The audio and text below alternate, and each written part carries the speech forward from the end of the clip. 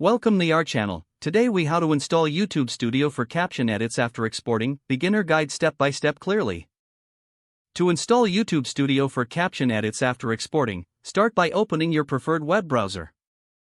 Go to the official YouTube website at www.youtube.com. Sign in to your YouTube account using your credentials. Once logged in, locate the profile icon in the upper right corner. Click on the profile icon to open a drop-down menu. From the menu, select YouTube Studio.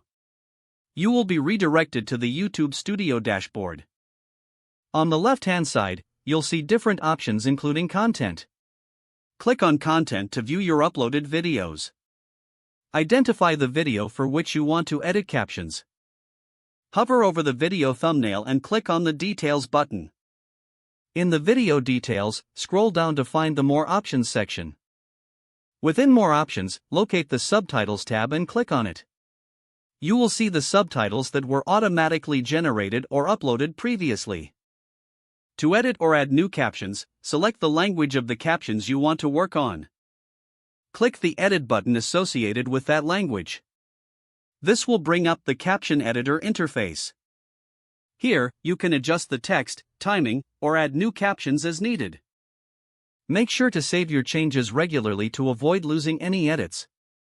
After editing, review the entire video to ensure the captions sync properly. Once satisfied, click on the Publish button to update the captions. Your edited captions will now be live on your video for viewers to see. And that's how you install and use YouTube Studio to edit captions after exporting. If the page does not load, refresh the browser or try again in a private or incognito window. Make sure you are using the correct email address, then retype it carefully to avoid small typos. If your password is not accepted, use the reset option and create a new strong password you can remember. Check your spam folder for verification or security emails, then complete any requested confirmation steps.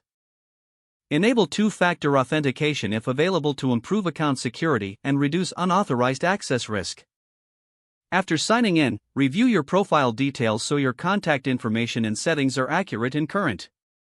If you see an error message, note it down and try again after restarting your device and internet connection.